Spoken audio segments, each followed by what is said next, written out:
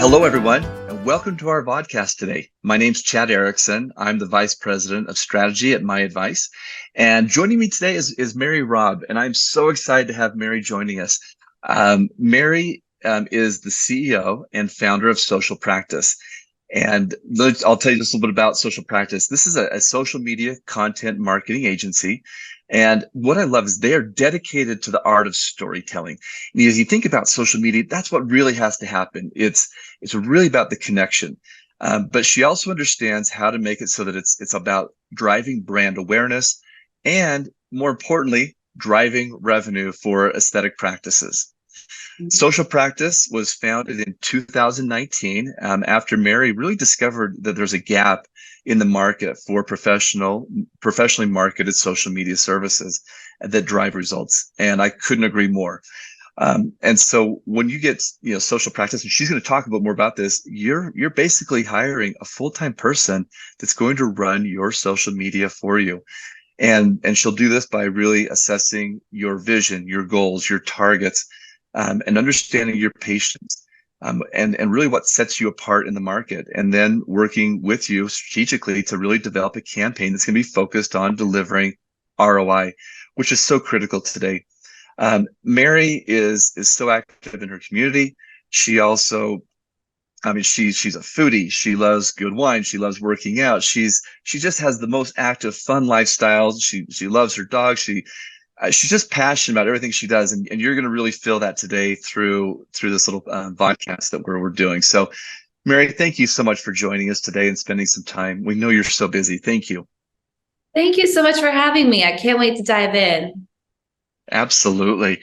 So, Mary, I'm fascinated, talking to you because I know that your background and some of the things that you've done.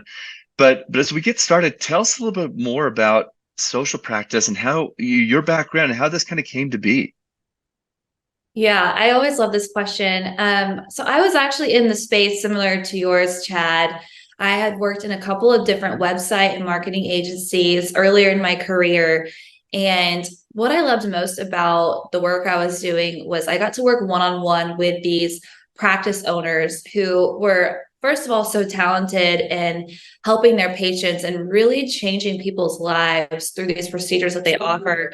But they also are busy growing a business and learning how to be a business entrepreneur, which, as we all know, is very challenging. And unless you went and got your MBA and or have operated a business in your past life, there's a lot of lessons to learn. And so I've always loved just hearing their stories. I get so much energy from the vision that they have. And I'm just someone who's always wanted to help others just become the best that they can be, which includes helping these practices reach their maximum potential and just create the most impact possible. So my clients were, coming to me for all types of marketing services. But the one that I kept hearing over and over again was, Mary, how do we address social media for our practice? How do we manage it? How do we hire for it? Do you have any references for us? And at the time, I really didn't have a resource I could send their way.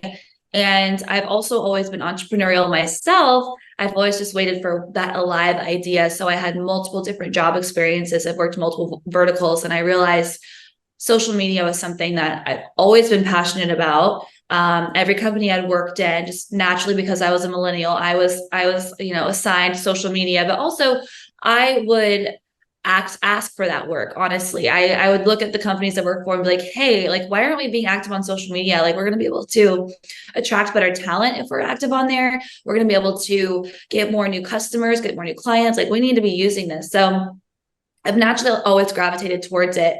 So I decided to pilot this business. And so I kind of worked with a couple of clients and just kind of experimented, is this truly a viable business model? Can we really service these practices in a way that addresses all their needs and also delivers results? And it ended up being a success. So we officially launched back in 2019, and it's just been a really exciting journey ever since.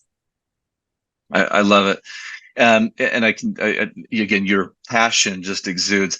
One of the things that stands out to me is that I feel from you is that you are all in. You're the owner, but you've You've been there, you've lived that. And as we were talking, even before we started recording today, about how great it is to be business owners, but you also said the word, it's humbling, and that's very vulnerable. And I think it's good for a lot of our listeners, to hear that. Tell us a little bit more about what you mean by it being humbling, because I think it's very relatable to some of the challenges that our business owners are feeling. Absolutely. I was 27 when I started my company. And the way our culture is these days with the access to social media, there's so much content being thrown around be your own boss, open your own business. And although I always have had that itch since I was a small child, you don't really know what you're getting yourself into until you're in it. And I'm a very big just do it and figure it out, just go. And the past 4.5, almost 5 years have just been some of the best, but also most challenging years of my life. And I think being in a position where you're moving from not only providing the services that you're skilled in and that your God-given talents, just helping other people, helping your clients, helping your patients, you're moving into a role of now leading a team and impacting their lives. And then you're moving into a role of overseeing all of it, and it can be overwhelming, and there's a lot of lessons to learn. There's a lot of different areas where you are going to have to sharpen your discipline, you're going to have to sharpen your focus, you're going to have to sharpen your work ethic, and even the circles that you surround yourself with. So it's very humbling, just in the sense of, I think we all just have a genuine passion and joy in the work that we do and the impact that we make. But it definitely requires some real grit and stamina if you want to, you want to go the long run. Grit and stamina absolutely are there. And you're absolutely right. There's so many different roles that exist, right? And how do you do those? But I think one of the most important things you talked about in that is your desire to help. And when that is sort of the vision is we want to help others, then those other parts seem to fall into place over time. Not that they won't have their challenges, but the end goal is that, hey, we exist because I'm going to help my employees, be able to go to school, buy the car, buy their home, whatever it is. But more important, I'm going to help the practices I work with be successful. And that is something to really hang your hat on. Thinking about these practices and how to help them, and certainly being relatable to the challenges they have, and you've worked in the space for a long time.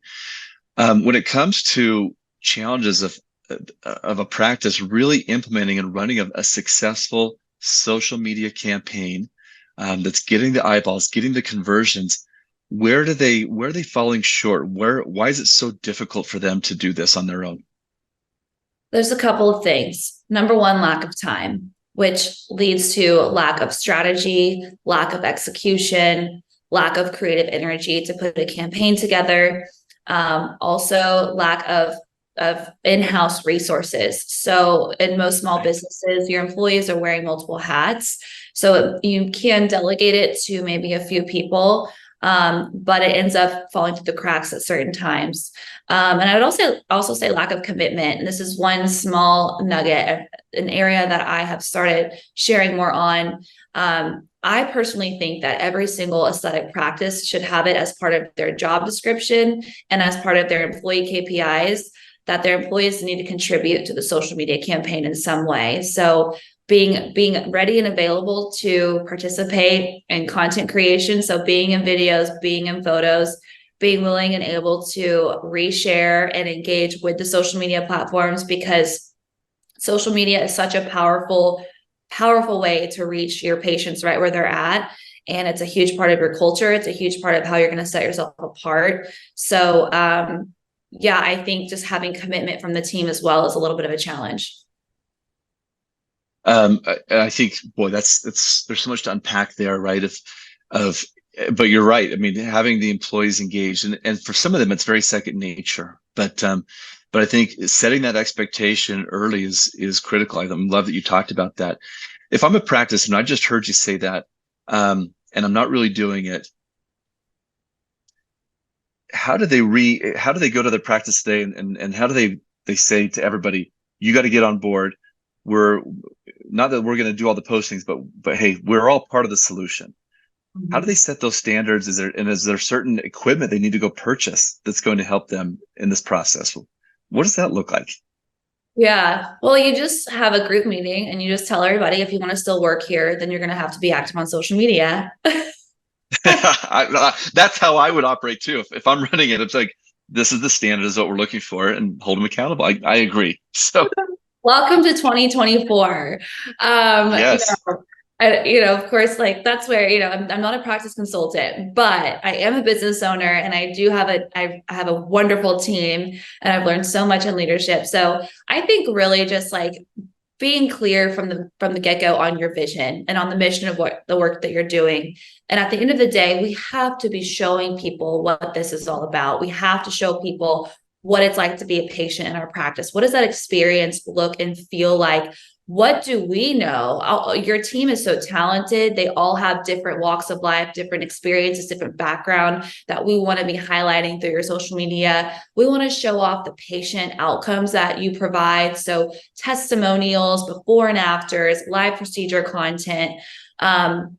It's just really, really important in today's day and age. And as with your work that you're doing, you're bringing in new business through the search engines, through the websites, through different paid ads, but all of it works together. People are being brought in these different channels, but they're also going to be Yes. funneling through the social media because the aesthetic space is saturated. It's competitive. There's a new med spa opening on every corner. I think the industry is projected to double in the next 3 to 5 years. I don't know the exact number, but it's huge. And so essentially you have to find a way to really root yourself and be confident and clear on who you are, what makes you unique, but then also go out and share that on social media. So I think having that vision and communicating that to your team and just making it clear, like, this is so much bigger than just, oh, we're going to post today. It's about the impact that we're trying to make in our community. And pull some examples of patients that you've worked with. Look, think of the life changes that we were able to make with Sarah and how the procedures she did with us were life-changing. How can we impact more people? Well, we can't do that if we're not marketing ourselves and showing up consistently on social media. So I can go on a tangent on that all day, but that's kind of how I would approach Yeah. it. So, and I love that. There was I'll kind of piggyback on that a little bit. I had a client of mine, and it was a facial plastic surgeon. He was the owner, but he had an associate. The associate, millennial, very active on social media, and was doing a great job of driving a brand.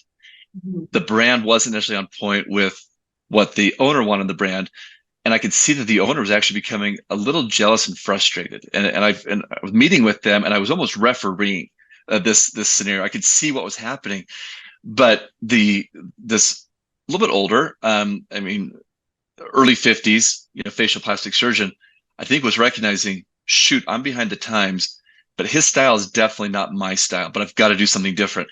Within about 6 months, they had split. I knew it was where it was going, and it was fine. That wasn't a problem. But it was fun to then watch this friend of mine, this other facial plastic surgeon, really adopt his own brand, and with his entire staff, define a strategy. This is who we are, and this is what we want to look like. And he realized, I can have fun. I'm not going to be the dancing doctor like this other one, but I can still be fun, and my personality is going to come out, and allowing people to connect. And I think that connection is critical. You think about social media. What is it really that we're trying to do? It's the news of our friends and our family, and the clientele today. They want to connect with you as their aesthetic practice owner, uh, on a friendship level. And you're like, wait a second, I want to keep this arm's length distance. No, you really can't. You can, but you can't. And so if you want to have your own personal one on the side, your kids, your dogs, whatever, fine. But you better have one that really is about you still, you personally and your brand, and be able to have that connection. People want to feel like they know who you are. They want to have that trust factor. It's part of them wanting to come to you. And again, what you're then doing is building that lifetime value. You're eliminating that clientele that might be shopping for one time because there's a special, right? No, these are the people that want to come to you. They feel connected to you. They feel like you are their person that's making them feel better and giving them what they need. And if you're not on social media and not creating that connection, they may go somewhere else, right? So They totally will. I mean, I could literally there are so many examples of that patient experience that you're talking about, the know, like, trust, and having that connection. people do jump around aesthetic providers. And so it all needs to bleed together. But, once you have that established inside your practice, that relationship, that trust, we also need to be communicating and sharing that story from an external perspective in your marketing material. And then one of the best ways to do that is through social media content. Definitely. Um, Creating that differentiation through content, like you mentioned, is important. What are you seeing? Because it changes so rapidly. What are the right mediums, between Facebook, Instagram, TikTok, others, right? YouTube Reels, all of these exist for that purpose. So taking the platforms first and then content. What content is creating the most engagement and then leading to the most either leads or that ROI that we're talking about? What are you finding? Yeah. So Facebook, if you're wanting to reach 45 to 65, Instagram Perfect. reach 25 to now closer to 50. I mean, we're getting a lot more action from the 45 to 55 age group in Instagram, and it continues to grow. And that's what happened on Facebook as well. TikTok, if you're wanting 18 to about 35, that will continue to grow as well. So for our clients, we definitely recommend all three of those platforms. And then the content that's working, first and foremost, short form video. That's why this podcast is genius, because you guys can pull in small clips from it. But short form content means 60 seconds and under. I prefer 30 seconds and under, because on social media, with the algorithms, the way they work, the way people consume content these days, they need something in the first 5 to 7 seconds. Otherwise, they're going to keep scrolling. So whatever content is putting out there, it needs to be jam-packed with value. I'm a big fan of bullet points. So 3 high value points in your 30-second video, tangible tips. So make sure that whatever it is that you're sharing, that your audience is walking away with something of value, because at the end of the day, you want to set yourself apart as the expert, but the expert content needs to be focused on what are your clients' needs? What are your patients always asking? What are some of the things that are coming in and you're constantly having to re-educate? For my friends who aren't in the aesthetics industry, they'll be like, oh, I really want to get Botox on my lips, just get a plumper look. And I'm like, so you're on the right track, but it's actually going to be filler. So, just those types of things that you're up on in your practice. That's a great place to start. The viral audio, that's where you can look at TikTok and Instagram Reels, using those audios that have gone viral and recreating those videos. So the way you can know if it went viral on Instagram Reels is that there's like a little audio thing at the bottom of the screen on your reel. And if there's a little arrow pointing up, that means that the audio it's trending, which means you want to jump on that trend. Those are really fun because it just helps show off your practice's personality. There are thousands, millions viral audios out there. So you pick the ones that you want to do. And that is something one of the things that our team does is we put together, 10 to 15 viral audios for each shoot that we go to. But we're picking ones that align with your personality. So one objection is, I don't want to dance on camera. Well, then don't. I don't like to dance either. I'm not the best, most coordinated dancer, and I'm super competitive. So if I'm not absolutely perfect at it, I don't want to do it. So I get it. You don't have to dance if you want to be on video on social media. But there are other ways to have fun with it. So viral audios are really, really a great way to get more visibility to your profile. And then the third type of content is carousel content, which is where you're swiping through the photos and it's an actual feed post. So 5 to 10 slides, that's great for before and afters. You also, the way to think about a carousel is it's shareable, savable content.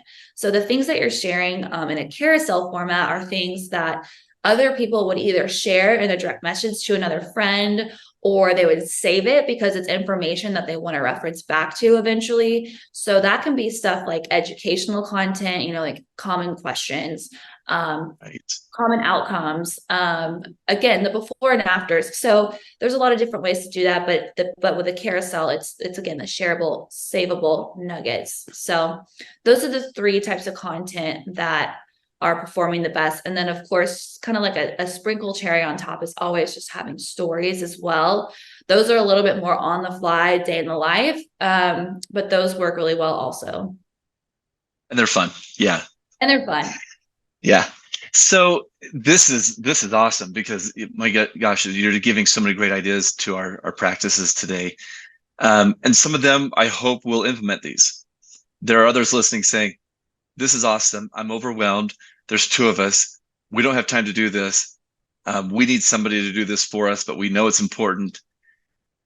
I think that's the gap you fill. So tell us a little bit more about your process of evaluating and working with somebody and kind of determining what their needs are, because I think this is important. Yeah, absolutely. We are a value-driven business. We're also a faith-based business. So we're looking for practice owners who also have a mission and a vision behind the work they're doing, because all of that's going to shine through on social media. So hiring us is like hiring a full-time social media manager for your practice, but it's at a fraction of the cost of hiring a full-time employee. And not to mention, there's a lot less liability. We show up to the table with an execution strategy. So when we first start working with a client, we do a deep dive into their brand, their mission, their vision, what sets them apart, what are the main areas of a focus, what are their growth goals, and then we put together a campaign strategy, which includes content topics, a content calendar. We build out a hashtag strategy for them as well. We also do all the content creation on site. So we visit our clients once a quarter and we create video and photo content. We can fly anywhere. So that piece is taken off their plate. We do all the post-production editing, and then we do manage all three of those platforms: Instagram, TikTok, and Facebook. So we're posting every single day, Monday through Friday. We have a community manager assigned to the account who's responsible for reaching out to new people. That's a huge part of social media. And I like to hone in on this just a little bit. There's a big misconception that putting up new content is checking the box and you've done your job for the day on social media. Social media is a social building platform, a relationship building platform. So the point of social is to be social. So we not only post, but we also are building new relationships on the practice's behalf. So we have someone on our team who's spending 30 minutes a day, Monday through Friday, reaching out to new people to help build up that engagement, that following, that reach. It's a huge part of what we do. And then last but not least, we also manage the inboxes and the comments. So any direct messages that come through, any comments that come through, we respond to everything. And our job is to help convert those, inquiries over to the practice so they can book them as new patient appointments. This is awesome. So let me break this down and connect the dots for those who are listening or watching this today. You can either go and hire somebody full-time to come into your office, and it's going to cost you a lot of money, including benefits. You can even do part-time. And you never know what the work's going to be. Or you can hire somebody from social practice, from Mary's team, to come in and do this. This is what they do. This is their process. And I think when you find someone who is system-driven and knows how to deliver on the results and knows what it's going to take because of the expertise, that's where you can succeed of really taking your social media to the next level.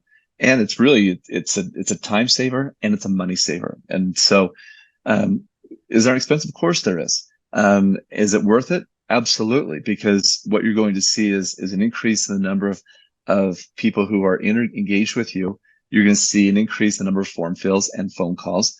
But you're also going to see higher retention on your existing clientele. So when you put all that together and you're evaluating X's and O's and dollar signs, it just makes sense. So those are listening today, Mary. We're going to put it up here on the screen as well. But how would they contact you and your team? Yeah, so our website is social-practicetx.com. If you want to check out our website, learn more about our services, and submit an inquiry there. You can also send us a direct message on any of the social platforms. Our handle is Social Practice US. And if you want to follow me, I also do a lot of lifestyle entrepreneurship content. You can follow along in my personal life and just see what's going on behind the scenes. That's Mary Elizabeth Robb. But there's a lot of fun business tips and just community there as well. So you can reach out to me on that as well. This is awesome. And I follow Mary and she is fun to follow. And I actually learn a lot just kind of following that. It's a riot and she gets it. And so again, highly recommend Mary and all of her services. So for anyone who's listening, watching today, give her a call. Doesn't hurt anything to at least have an evaluation, fill out the form and just have a discussion, see where it might fit within your current ecosystem, how it helps you grow and really be more connected to your audience today. Mary, any final words before we kind of wrap up? I think, just moving into 2024 and just having a plan for your practice, it's so important to partner with the right marketing team who really understands you, your industry, your goals. And I think partnering with companies like MyAdvice, who's been experts in the space for at least over a decade, I believe, and also teams like ours, it's really, really important to vet and source the right people to help you grow and scale. So we're definitely here to support you. And we just want to see you succeed. So thank you so much for tuning in. Thank you. And thank you for taking the time to be here. And to our entire audience who are watching and listening today, thank you for letting us be part of your day. And we will continue to bring you this valuable content. But Mary, thank you so much for your insights today. And I look forward to seeing you on the road soon at one of our conferences. But thanks again for really being such a great support to the aesthetic practices that exist today and helping them. So we appreciate you. Take care, everyone. We'll talk to you soon. Thank you.